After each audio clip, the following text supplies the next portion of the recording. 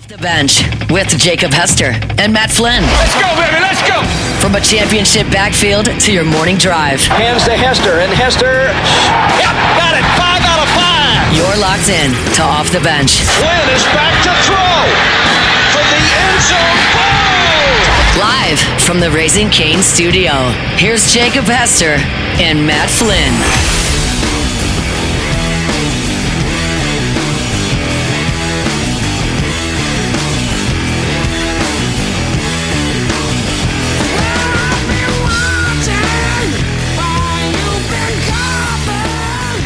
Yo! And welcome in Off the Bench Tuesday morning. What is it? December 30th? Right here from the Raising Cane studio. That is right. That is not Jacob Hester's voice that you hear because he bailed on us today. Jacob is in New Orleans, actually, at the, I guess it's the media day for the Sugar Bowl. So his afternoon show, he's going down there. He gets to interview coaches from Ole Miss, coaches from Georgia, who are also coaches at LSU as well. All these LSU coaches or Ole Miss coaches down there. So I hope he has a great time. Hopefully we might be able to get him on the phone a little bit later, get some updates from him. I told him to take a bunch of selfies with as many soon-to-be LSU coaches as possible there. But we'll see if he does. He said he's not a selfie guy, so we'll see if he does it. But we are here this morning. We got a great show for you today. So it's just us. It's the tripod. Are we still a new shiny tripod? I mean, it's shinier and newer than when it's me, Jake, and Taylor. That's true. Yeah. A little old and rusty. This is what, 4 times now? No idea. I would say at least 4 full. This might be our third or fourth full show. Mm-hmm. He's done a couple where he's left for like an hour or two. Yeah. The first one was in the summer, which I was freaking out a little bit. Second one was when we were live at Rouse's, and he selfishly got sick, deathly ill. Still think that was intentional. That was definitely intentional. He certainly threw that on us last second that he was throwing up. But we're here. Wandra, Tay-Tay, Flynn. Oh, yeah. Here in studio, Raising Cane. Arguably the 3 best. Arguably. Yeah. Some could argue it. I'm sure they could. Let's put it to a vote. But yeah, Which we are here. Which tripod do you prefer? The old tripod or the new tripod? That's what we should pose the question to the audience. Yeah, let's do it. Just like a immediate, like 2 minutes into the show, just an immediate poll, like who's your favorite? Yeah. Who's your favorite kid type situation? Yeah. I like it. But yeah, how we doing? Everybody good? We're getting ready for, I probably do need to tell the listeners that this is kind of like a broken week. Yeah. This is our second week that we've had some days off. So this will actually be our last day for a couple of days. Mm-hmm. So this will be our last show. We're off tomorrow. Off Thursday. We will come back on Friday, and that'll be a great time to recap all the college football playoffs. Then looking forward to the NFL, the final week of the NFL season. So, if you're listening, we're going to be off tomorrow and Thursday. So. Also, transfer portal Friday. That's why we're coming back Friday. Oh, really? Because of the transfer portal. I wouldn't wear Portal Watch. It's probably there you go. You're going to play it? Yeah. Portal! Yes. God, we were slappies back then. That was you, Back right? then? Yeah. Okay. The Portal guy? Yeah. Not the combat guy. Did you happen to record a Texas Bowl promo for us? No, I did did not. not. One that vaguely sounded like you. Really? I mean, a lot like sexy voice guy, thicker Texas accent. A much thicker accent. Oh, sure. But like, we thought it was Cade because Cade always does those. Like me and Musso were like, "Oh, Cade, great job on the commercial." He had no idea what we were talking about, so we were trying to figure out who it was, and it kind of sounded. But it was like definitely somebody from the station. I'm assuming. I don't know. It could have not been. Wasn't a big voice guy. No. My voice is a little deeper than normal. I got a little sniffle season happening right now. You know. Yeah. Woke up a little It'd chilly. Like It'd be like that. Knock on wood. I feel like I usually get, like during the fall or during like the transition between it gets hot and cold, and then once during the spring is when I feel like I mostly get sick. Yeah. Knock on wood, have not yet. Whoa. I don't know if you want to put that out there. My system will beat it. We're Sure. built different. Just mentally beat it. Yeah. Built different. I usually beat it too. Still beating it. Like a lesser person would probably be down and out like Right. Jake was Like that one Jake, time. yeah. Obviously. But we're mentally beating it. Mind over matter. If you don't mind, it don't matter. What's it coaches used to do? Coaches ever tell you that? Yeah. Good coaches speak right there. I got a question for y'all. So it is New Year's Eve. Tomorrow is the day where a lot of the youngins like to go and party. Y'all are youngins. Any big plans tomorrow for New Year's Eve? So we normally go to Victoria's family friend house. Like, they kind of live out in a more rural area. They do the whole fireworks thing and all that. Her parents are actually out of town, I think, and we don't actually know when they're coming back. So we're doing something with That's with when you my do the side of the party. family. That's when the you do the parents are out of parents are town. out. That's right. Yeah, it's not as fun anymore because we live grown. alone. We're doing something with my family. It's something we hadn't done before. I don't know what All right. we'll get into something. So it'll be kind of fun, a little something different. Okay. Is it a situation where when y'all do things, it's like we're staying up till midnight? Because I think like the older I've got, though, Well, like I mean, I don't know if I've seen midnight. What we normally do, like with anybody else. what really. we normally do, like when we're at the family friend's house, yes. Yeah. This year, I don't know. We'll see. Because like I'm not going to be like at an actual party. Like we're doing stuff during the day tomorrow. So I mean, it really just depends on how tired I am tomorrow, honestly. Laundry? I don't have any plans right now. Yeah. I probably won't stay up if I don't. Look, maybe it's just because of like my circle that I run in, but I feel like New Year's parties used to be a lot bigger than they are. Yeah. Like I feel like growing up, like don't really think it's my a thing parents and anymore. like the grown-ups would always like get dressed in nice clothes, Yeah. like get a tuxedo, get a nice ball gown. I Right. don't know. I wouldn't go that far, but we would like go. Yeah, do Like something, we have a right? party for New Year's every year. I just don't think. Maybe it's just my circles. Maybe I'm just missing out. But we haven't done like a real New Year's party. I don't know when, because we never did it plain.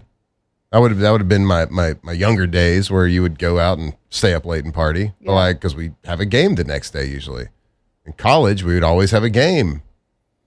Except I guess in 2007. So the national championship, it was not on January 1st. It was like January 6th or 7th or something Yeah. like that. So we did have a little party for the whole team. It was because it was a week out, and Miles didn't want anybody like going out and partying Or for y'all it. didn't have to go anywhere either.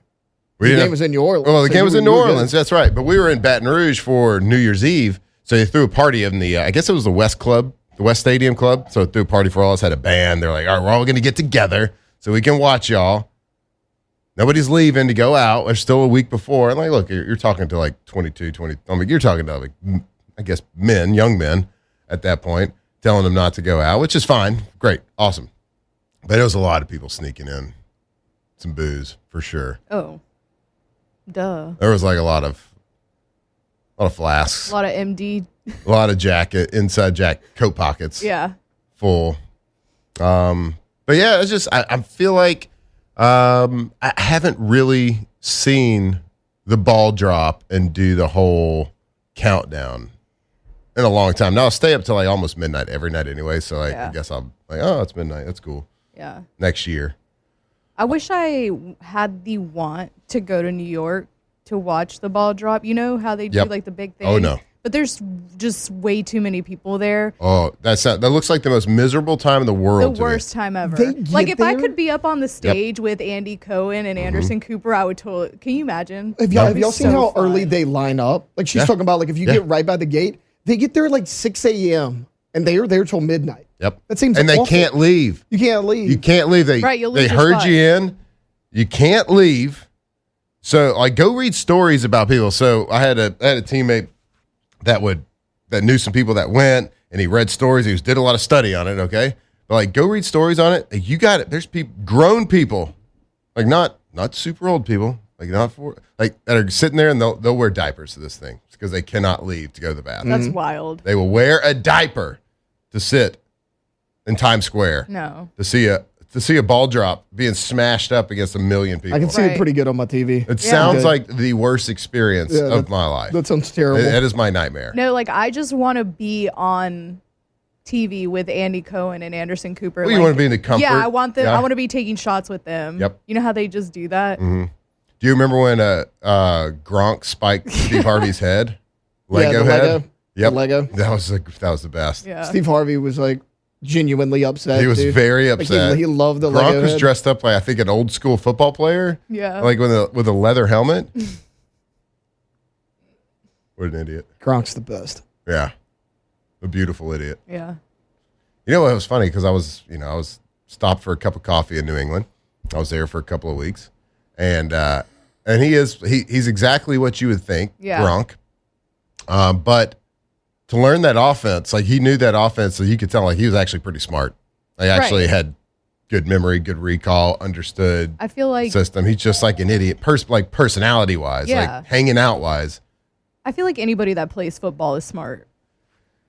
At that level, and I'm not going to say, don't say anybody now. You're right. If you're like a professional football Yep. player, I feel like you For have sure. to be at least kind of smart to be able to, like you said, read the At offense, know the least on offense. offense. At the and- professional level, well, more so on offense, of course, because people on offense are way smarter than people on defense. I mean, they, But more so like because we had some real big idiots at LSU for Yeah. sure. Love them, right. but idiots. I Right. tell them to their face. Most of those guys do get weeded out in the NFL Yeah. pretty quickly. It's like that's one of the biggest differences. Not only like everyone's physically more talented in the NFL than college, but the biggest difference is how smart everybody is, the football IQ. They understand the why of everything that they're doing, which is the biggest difference, which is why the game plays so much better and usually so much better, usually so much cleaner, unless you're the Jets. So that's the biggest difference. But yeah, but when I was up there, he was probably the most dominant player I'd ever seen in the NFL at that point. Now this was it was year 8 for me. It was my last year. Yeah. And I was like, man, like practice wise, the most dominant person. I think I told this story on air before, but when I was there, it was during like OTAs and minicamp, and then the first week or two of training camp. And there was a good offense. So of course, Tom Brady was there. Garoppolo was the backup. Josh McDaniels was the offensive coordinator. So like they were in their prime time in the offense. They had a really good offense. Edelman was there. Gronk was there. And but their defense was in a rebuild situation. So their defense wasn't very good. So they were trying to work young players. They were trying to install new guys, like get some comfortability there and build a defense in the offseason. And part of that was building their confidence. And they would not let Gronk run with the one offense during OTAs and minicamp and early, because in OTA, like in the offseason, you do a lot of ones versus ones, 1v1s. Yeah. And every time he would get in, Gronk would just destroy the number one defense. And so they're like, all right, we're not going to he's like different. It's not real football. He's better than everybody. He's destroying the confidence of this new defense. So like they would always have them working with the twos because it was 2s versus 2s, and Garoppolo was throwing to Gronk the whole time. But I was like, this is unbelievable. I've never seen them try to handicap a practice before in the NFL for professional football players because one guy is so dominant. Literally every time he touched the ball, he would score a touchdown. Jake's not here. This is a safe space today. Gronkowski's the best tight end in NFL history, in my opinion. I don't think it's particularly close. Well, who would he say? He'd probably say Antonio Gates. Well, That's this of course. guy. All right. Have you ever heard T-Bob's Gronk story? No. So Lodge probably remembers this. A couple summers ago, he had to go down. I don't know if it was Cancun. It was somewhere down there. Stephen Ridley was getting married. T-Bob and Stephen played together here. He went. Ridley played for the Patriots for a while. Gronk was going to be there. T-Bob was super excited. We were like, hey, you got to meet Gronk. Like, y'all two would be best friends. He got too nervous and never even talked to him. Stop it. Nope. T-Bob got too nervous or Gronk got too nervous? No, T-Bob never approached him. I remember seeing the pictures from that, no? Wasn't there like some pictures of him from like bogeys and Yes. yeah. Oh yeah. So T-Bob got starstruck. I wonder if he's ever made it right. Because T-Bob's got to interview a lot of people right now, right? He's probably have Gronk on there, tell him the story. But that is shocking because T-Bob's never been for a lack of words in any situation. Because we asked him, we came back, we were like, how was Gronk? Was he awesome? He goes, guys, I didn't actually talk to him.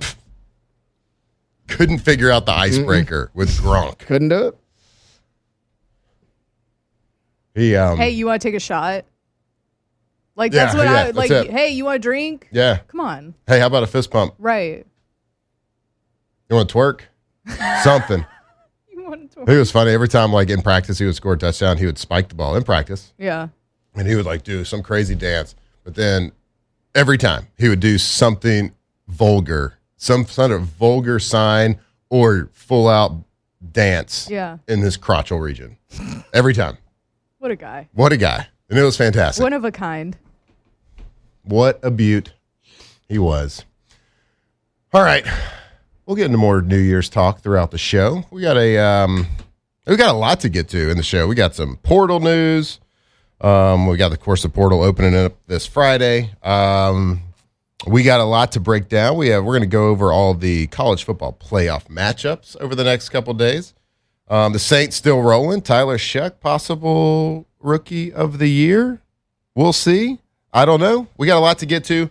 And then when we get back from break, we will get this show started. So stay tuned right here on Off the Bench. Off the bench. All right. Have you been thinking about what it would be if your backyard was transformed into a swimming pool haven? Custom pools right there. Russell Pools. RussellPools.com. The best company in Louisiana if you're going to deal with a customized pool. If you build it, if you dream it, they can build it. What makes them different over there at Russell Pools is, first of all, they've been doing it a long time. They've been doing the best pools for a long time. But they have 2 landscape architects right there on staff. So what does that mean? That means you don't have to go find a landscape architect, hire him, and then take the drawing and take that project over to Russell Pools and let them do it. No, they can build everything. They can sit you down from the first time. If you don't even know what you want, they can show you examples. You can go right there to russellpools.com, look at their gallery of work, and they can take your dream, your design. They can draw it. They can design it. They can engineer it. They can build it. They can maintain it. The best in the business. Go give them a call if you were thinking about it. russellpools.com.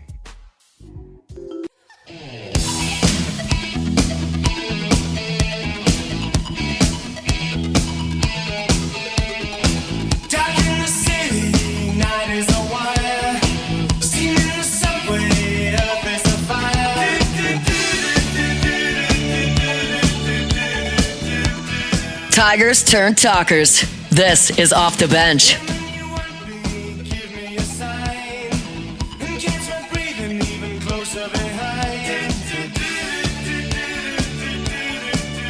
All right, welcome back. Off the Bench here, Tuesday morning, 7:21. What a beautiful day outside. Cold, really cold. I don't think we're going to touch 50 today. Is that right? It's like right at. Right at 50. I mean, that's what you want this time of year, right?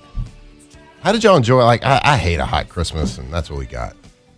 Yeah, I'm good with it being cold. I think on even Christmas. people that love hot weather, I think they can even appreciate a little bit cooler Christmas at least, right? Alondra?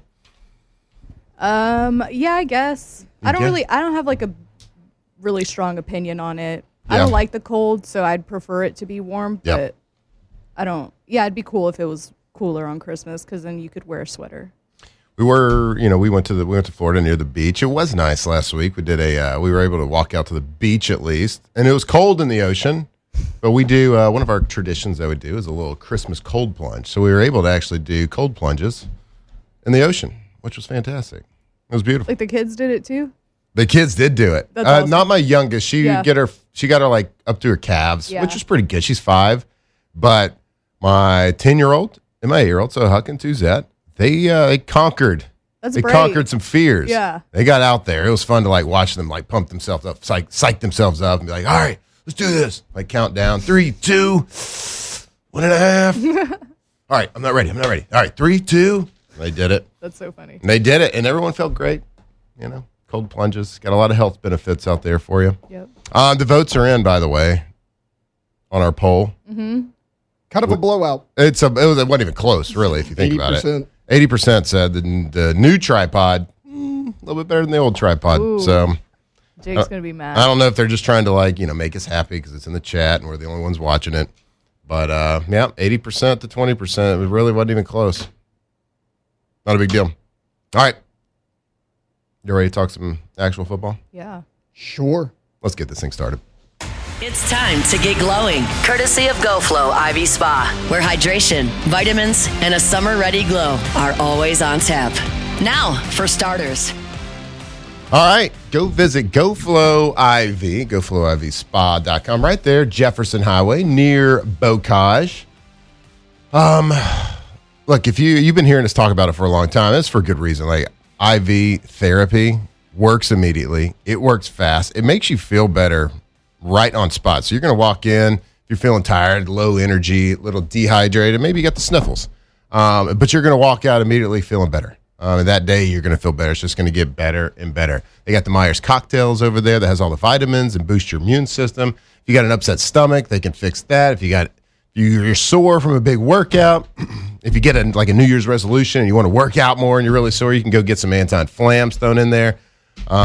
Vitamin B12, vitamin D. They got all the stuff over there to feel better. Hydrate yourself. So go check them out at GoFlowIVSpa.com. You can see their menu of IVs. You can set up membership packages right there. In and out 30, 45 minutes that first trip. So go check them out. Do yourself a favor. Do your health a favor this year. Go check them out. GoFlow IV. All right, Taylor. Well, there's some news in the SEC. When it comes to transfer portal. Getting ready for Friday when the portal opens. Portal. But somebody in the SEC you got your eye on that has announced that he's entering. Yeah, Cam Coleman. I mean, if you know anything about Auburn, you know Cam Coleman was their offense. You look at his raw numbers. And they didn't have much of one, but he was a bright spot. 600 yards as a freshman, 7 last year, 13 touchdowns in 2 years. So, not eye-popping numbers, but his quarterbacks were Peyton Thorne and Jackson Arnold, so that's about as good as you're going to get. He averaged 14 yards per catch. He's a stud. He's 6'3", he's 210 pounds. Right now, you don't have a guy that size on your roster that you know you can rely on. He's the best wide receiver in the transfer portal. I mean, I don't really think there's a question about that. And I think there's good receivers in the portal. I mean, Nick Marsh from Michigan State, great player. We talked about Amarian Miller last week, coming from Colorado. There's good players out there. I just think Cam Coleman is a step above everybody else. And, yeah, I mean, that's obviously going to be a really big key to the LSU offense. It's something that's a need for LSU, losing a decent amount of guys. Who do we say we're losing? Chris Hilton, Xavier Thomas, Aaron Anderson, Barry and Brown. Bauer Sharp is entering. He's had some targets, not like the biggest pass catcher. And returning Kyle Parker, potentially Nick Anderson. A couple of wide receivers have announced that they didn't really have much production or playtime this year, announced that they're going into the transfer portal. So certainly wide receiver would be a huge emphasis. I mean, as well as a lot of other places. Look, we talked about the offensive line yesterday. Pretty much the whole offensive line room's entering the portal. But receiver, and you got to think that receiver with Lane Kiffin and his offense coming in, of course, the history of offensive production, you got to think it's going to be a pretty sexy destination spot for any offensive weapon in the entire country. So you got to think that you're going to have would you say you're going to have an upper hand on everybody? I don't know. You're certainly guaranteeing on the whole salary cap issue that you're going to have the money to pay people. And then you're going to have the offensive production. Is it one of those situations y'all think that a wide receiver certainly wants to know who's throwing him the ball? So we talked about yesterday that the quarterback does need to probably be the first domino to fall. Or if it's not, the coaches need to at least be able to recruit receivers out of the portal early on if they don't have a quarterback already locked up and say, this is our list of guys. Or the Lane Kiffin can be like, it doesn't really matter who the quarterback is. I can take anybody from a D2 school and make him a Heisman contender.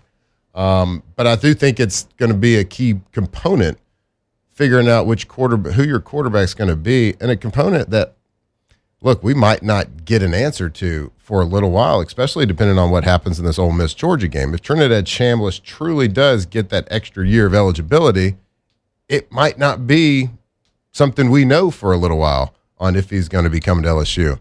So we'll see. But how important do y'all think it is for that quarterback key, that domino to fall before somebody like the number one receiver in the transfer portal could commit to LSU?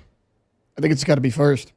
You got to get a quarterback first. But what if it's not available? Like, let's just say Trinidad is the target. Now, we've talked about 2 quarterbacks would be ideal for LSU. They got to go get 2, at least 2. Open door policy for quarterbacks coming in this year in the transfer portal. But if that Trinidad Chambliss news is hanging out there, which other top quarterbacks are going to really be wanting to come to LSU early on in the portal? Even if they think, all right, look, let's just say Sam Levitt from Arizona State says, I'm better than Trinidad. I'll go compete. I don't care if I signed with him. But then on the other hand, it's like, but he's got this current relationship with Lane Kiffin, so maybe I don't even want to try that. I don't even want to test those waters because there's already a relationship established there. Do you think if Ole Miss wins this week, his decision's pushed a couple of weeks at least, right? So at that point, do you just say, all right, if you're Lane Kiffin's staff, do you say, all right, let's go find our next guy? And then if he ends up coming, great. If not, great. I think you already should be because you don't know for a fact that the NCAA is going to grant him another year. I don't think you can put all your eggs in that one basket. And then to answer about the Cam, I think for somebody like Cam Coleman, he probably is it does matter who's throwing to him because, like Taylor said, he had Peyton Thorne and Jackson Arnold. Bad dudes, though, dude. So I think for someone like him, he probably does want a little more stability at that position. Yep. Than not knowing who is going to be throwing at him. But, I mean, obviously you can't speak for everybody, but I think for the Trinidad thing, you don't know for a fact. I don't think you should be putting all your eggs in the Trinidad Chambliss basket. The thing is, it's going to depend on if Kiffin truly wants Chambliss over all these other guys. There's a ton of good quarterbacks in the transfer portal. Yeah. Mestamaker entered yesterday. Not a lot of people think he's going to go to Oklahoma State and follow Eric Morris, but, I mean, this is NIL. Money talks. Who knows? Mm-hmm. Byron Brown, who we raved about at South Florida, he entered the transfer portal yesterday. The guy's a stud. He threw for 3,000 yards and ran for 1,000 last year. That guy can play. Now, he's probably linked to Auburn because of Alex Golesh going to Auburn. If you're LSU, you kind of do have to answer fast or get an answer fast if you want a top-flight guy like Cam Coleman. Right. Because Cam Coleman could go back to Auburn. If Byron Brown jump ship, decides he's going to follow Alex Golesh to Auburn. If I'm Cam Coleman, I'm already familiar with Auburn. I want to catch passes from Byron Brown. Right. So, if you like Chambliss, it's fine, but there's a lot of guys out there that could work in this Lane Kiffin offense. Yeah, and I think for LSU fans, it's easy to say every top offensive weapon that enters the portal, I think it's easy for us to be like, oh, well, we got to be a top choice, right? Because we're LSU. Look at wide receiver U. Look at what we've done at quarterback in the Heisman in the last 6-7 years. And we got Lane Kiffin, the greatest offensive mind. And I think we got to be careful with thinking that or having that mindset at LSU fans because Lane Kiffin doesn't have a monopoly on good offenses, right? There's other good offenses out there. There's other places that this guy, Cam Coleman, could go to around the country. Maybe he wants to get out of the SEC. Oklahoma State, with Eric Morris and Drew Mestamaker, that was a great offense. Right. Yeah, for sure. Yeah. It's what is that individual's goals? Does he want to get himself the best draft position as possible? Does he want to win a national championship? What are your goals really? So I think it's easy for LSU because I did it when you brought up the Cam Coleman thing this morning. And I was like, oh, well, the LSU's got to be a top choice for him. But if you don't have your quarterback solidified in the portal and and have this plan in place, which I think is the dangers of waiting for a decision and Ole Miss to be done with with their playoff run with Trinidad, that's the dangers is, Lane Kiffin's offense is great. I'm sure Cam Coleman would love to play in it. It fit in great. Or any other top receivers. But, he doesn't have a monopoly on good offenses in the country. Let's be honest. A guy like that could go in and boost his draft stock and find a contender. He's going to clearly be welcome anywhere that he wants to go because of the production he's had and the skill set that he has. So, yeah, I agree with you guys. I think starting Friday, you have to at least solidify some portion. Now, of course, we want to get 2 quarterbacks, but you got to solidify some portion of the quarterback room early on. And I can't remember, guys. I didn't follow it crazy last year. I don't know how fast I don't know if this moves like NFL free agency where people are it opens up at 4 p.m. and people are signing at 4:30 p.m. I don't know how fast it all happens. So I don't know if is something happening over the weekend was people signing. Is that normal or is that fast? No, that's I don't think a lot's going to happen for us on Friday morning. Right. I mean, It's not like signing day. No, most of it's kind of spread out over like a week and a half period. But, I mean, it really just depends, right? Like, you don't know what's going on behind. I mean, I know it's like the no contact period. Yeah, people make contact with other players, guys. Spoiler alert, that happens in college football. What? So, it depends. But it's illegal. Plus, I mean, we talk about the incestual relationship between LSU and Ole Miss. If an Ole Miss player's in the portal, they already have a familiarity with Lane Kiffin. They're going to go a little bit sooner. But I don't think a ton's going to happen for us on Friday, like during our show. But, I mean, I don't know. Who knows? All right. Well, I'm excited to see it. I think we're all excited to see it. But, look, that's the big position. Quarterback, what's going to happen? You can sell the Lane Kiffin offense. You can sell what we've done in the past. You can sell wide receiver U, and all of that is great. And it might work, but it's really going to help your cause and help your case and help your recruiting pitch if you know exactly or can at least lay out the plan for quarterback. So here's the hoping that we are, and we'll all be watching, and we'll be following right here on Off the Bench, of course, and keeping you updated. All right, we're going to go to break, and when we come back, we'll talk a little Saints. Tyler Shuck, maybe Rookie of the Year. I don't know. We'll see. We'll figure it out. But we'll lay out the case for him right here on Off the Bench. Off the bench. All right, so we're talking about it. It's December 30th. Tomorrow is New Year's. A lot of parties are being planned. A lot of events are happening. Maybe it's not an event. Maybe you're not going to party. You're just going across the county line, parish line. So I said county from Texas. Whoops. Going across the parish line, getting some fireworks, bringing them over here. Maybe you're doing that. Well, what better thing to celebrate and to party with than some Dos Equis? Some ice-cold Dos Equis. So, go to your local watering hole today, your grocery store, beer store, wherever it is. Maybe it's a Rouse's. Make sure you're picking up all the Dos Equis. Not just for you. Don't be selfish. Don't just get that cold, delicious Mexican lager for you. Get it for everybody. Get it for your friends. Get it for your family that's of age.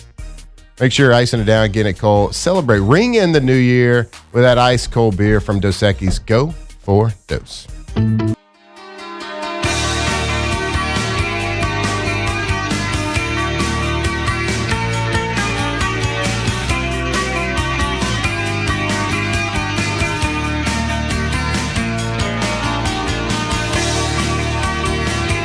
2007 champs, purple and gold to the core. This is Off the Bench with Hester and Flynn, Baton Rouge's go-to for all things Louisiana sports.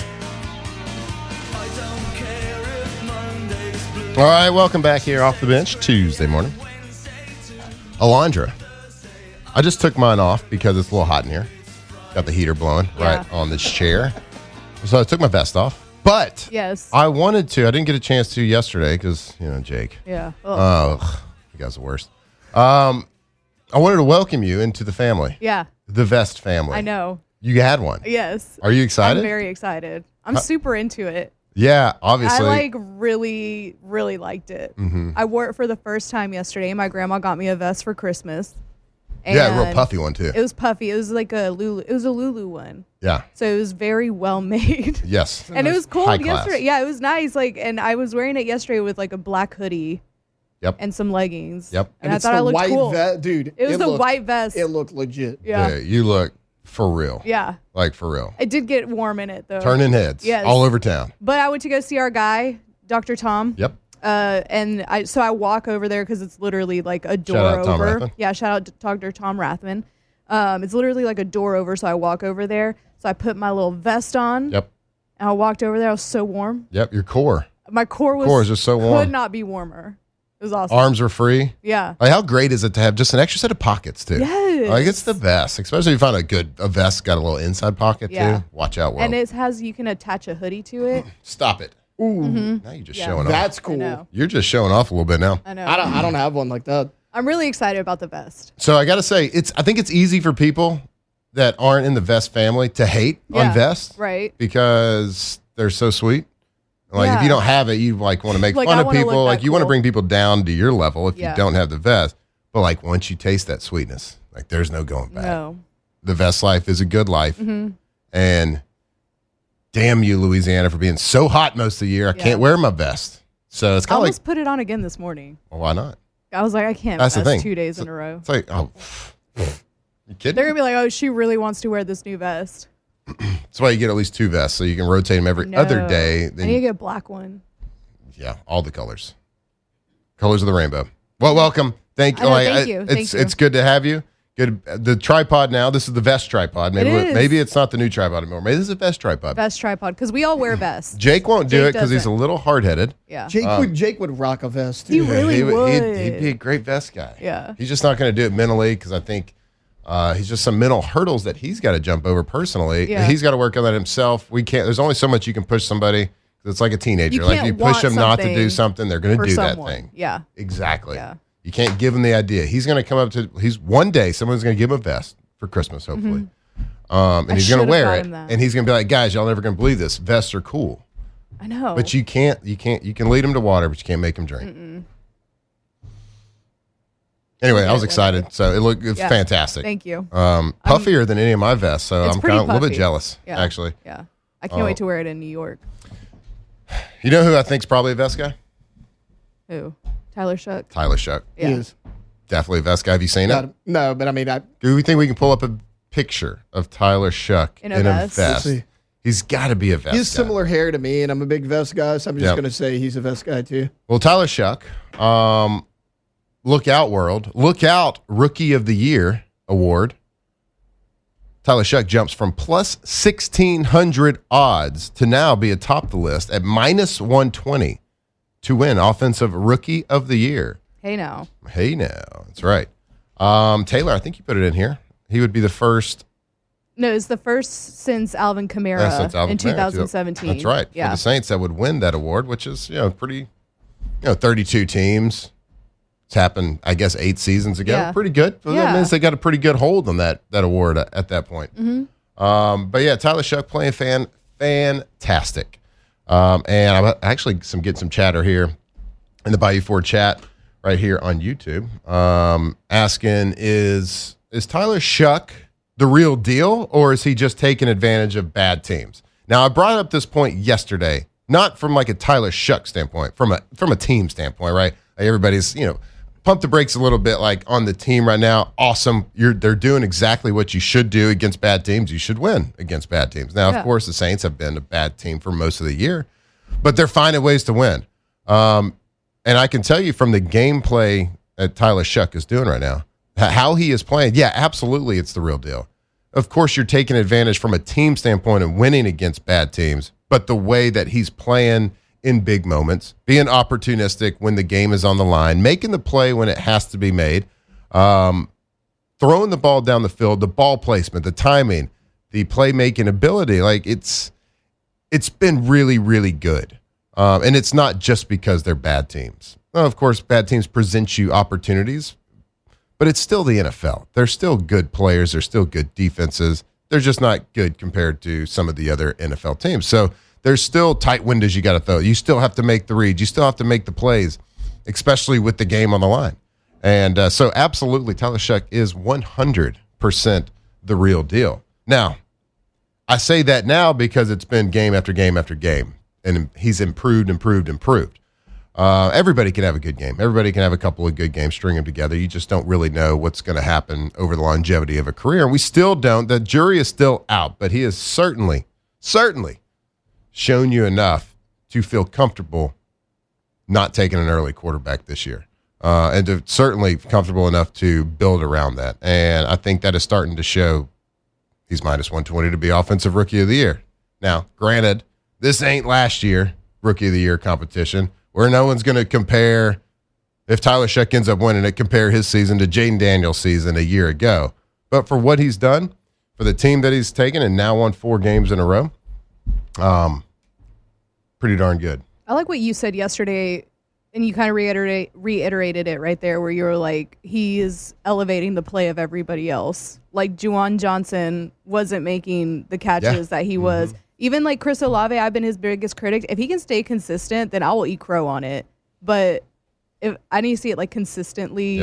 Well, I guess which he is wild has because been. recently it's been very consistent. It has been, yes. But like get paid and keep doing it, and I'll be like, okay, cool, great. Shout out Chris Olave. But that's whenever you said that yesterday, I was like, that's a really good point. He's elevating everybody else's play. Yeah, and that was also the whole thing about he's beating bad teams. Guys, I hate to break it to you, Tyler Shuck is on a bad team. Yeah. Coming into the season, every single person, national media or whatever, were doing team power rankings. The Saints were 32nd in terms of roster. Every single list. And we came in here and we were like, maybe we'd put them 30, 31, but I mean, no higher than that. I think we were like, Titans and Raiders may have a worse roster. That'd be about it. You're not more talented than the Buccaneers. You're not more talented than the Panthers. You've beat them twice. You're not more talented than the Falcons. You've beaten them. They probably have the best running back in the NFL. You saw that last night. Like, you're still beating teams that are more talented than you. I understand they don't have good records. You don't have a good record. And this whole thing about Olave, like, I hate to bring it back to the Dallas Cowboys, but I will. Des Bryant got cut right after Prescott's first year. And I'm Jerry Jones' biggest critic. And a lot of people said, hey, you moved on from him too quick. The fact of the matter was, him and Dak Prescott did not have a connection at all. His connection was with Romo. What they do, they brought in Amari Cooper, and immediately he was a 1,500-yard receiver. Because him and Dak had that connection. Tyler Shuck and Chris Olave have that connection. Here's how you know. Because he's the only receiver out there, and they're still hooking up for big yardage. That's it. I mean, you don't have anybody else. Yeah. Well, let's do this. Let's go to break here, and then let's come back, and we'll end hour one talking about a little bit of that production from Chris Olave and the potential of what that contract extension could look like after the season, trying to re-sign Chris Olave and bringing him back to play with Tyler Shuck, continue to play with him. We'll come back right here on Off the Bench. Off the Bench. All right, in today's world, your business cannot afford downtime. Y'all know what that means. If you work in an office, and it doesn't matter if it's a one-person office, two-person office, or it's a university or a hospital or a government building, whatever it is, you can't afford downtime. That paper trail is the lifeline, the lifeblood of how an office functions. So whether you run a small office, school, whatever, full-scale company, the printers stop, copiers jam, everything slows down. But that is where Gulf Coast Office Products steps in. Louisiana's leader in office technology for over 40 years, Gulf Coast has kept businesses like yours running smoothly with all sorts of printers, managed IT services that actually make sense. And what sets them apart is their award-winning local service team. So, hey, look, if you go down, they respond fast. They keep you up and running, treat your business like their own. That's why you see their name in offices, schools, athletic departments all across Baton Rouge, New Orleans, Louisiana, the country, whatever it is. So if you got an office, make sure you're working with the best. Gulf Coast Office Products, GCOPnet.com.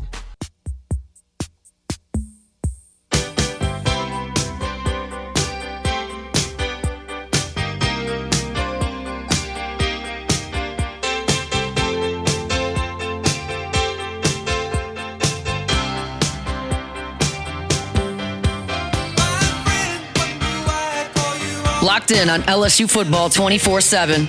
You're listening to Off the Bench. All right, welcome back. Welcome back to Off the Bench right here. Little Daryl Hall, John Oates bringing us in. Close out hour number one, and I did it. I done did it. I did a bad job with time management. Working the clock. That was like the one thing, too. I was coming in the show. I was like, I'm going to crush this clock. I'm going to show Jake what's up with this clock. It can be done, Jake. You do better the next 2 hours. Okay. So we'll reset. All you can do is learn and improve, Matt. All I can do is watch the tape, watch the film, figure out what we did bad. But we did talk about something in the last segment. Chris Olave. He's got to be re-signed after this year. So we've talked all season about, is he at number one? We think he's a really good number two. Well, hell. He tried to shut us up a little bit, didn't he? He did. And we'll admit when we're wrong.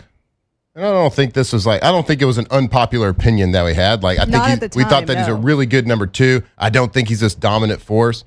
And this is kind of something I want to talk about in another segment, the top receivers in the NFL. Who do we think the top echelon of wide receivers are in the NFL? I can tell you right now, top paid wide receivers in the NFL and what you might be looking at with the Chris Olave. Of course, I'm not going to put him in a top 5 category. Number one is Jamar Chase at $40.25 million per year. Justin Jefferson is $35.